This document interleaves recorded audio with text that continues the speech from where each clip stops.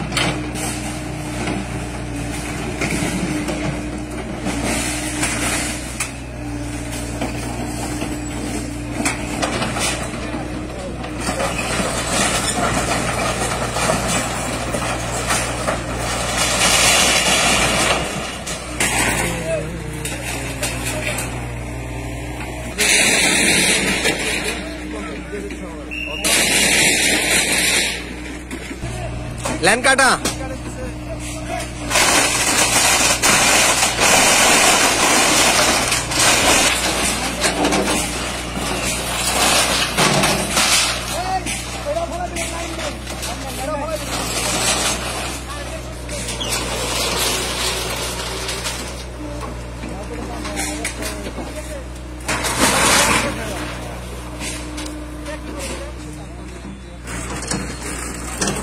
বিভাগের প্রায় 1,22,000 একর বনভূমি আছে। এর মধ্যে 52,000 একর বনভূমি ইতিমধ্যে জবরদখল হয়ে গেছে এবং আমাদের জবরদখলকারীদের তালিকাও আমরা করে ফেলেছি এবং এটা আমাদের জেলা প্রশাসনের সাথে আমরা আলোচনা করেছি এবং উচ্ছেদ কার্যক্রম অব্যাহত থাকবে। আজকে থেকে আমাদের মির্জাপুর উপজেলায় এই উচ্ছেদ কার্যক্রম শুরু হলো।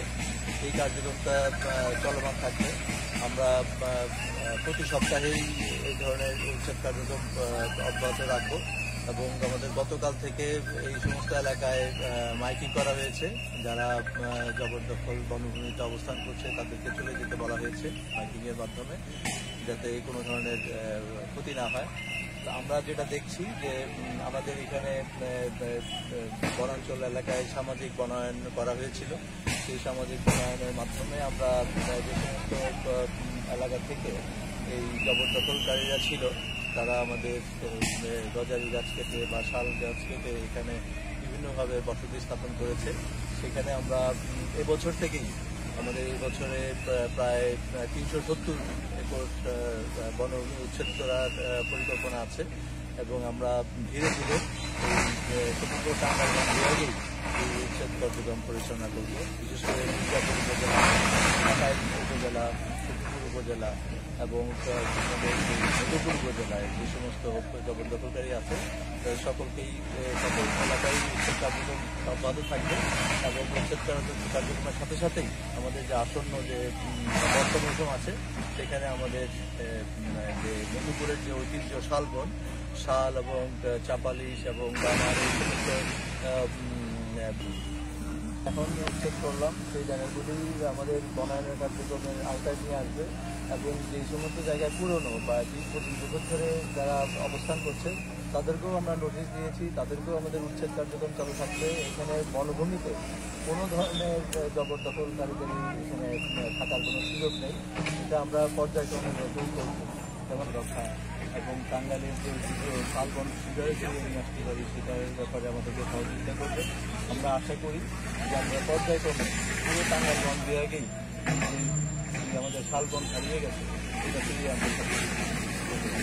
তাদের প্রত্যেকেরই একটানা একাধিক ঘর বাড়ি আছে, হলো যে সমস্ত জায়গায় বনভূমি নাই বা যে সমস্ত জায়গায় তাদের রেকর্ডকৃত জায়গা, তাদের এলাকায় তাদের নিজস্ব ঘরবাড়ি আছে।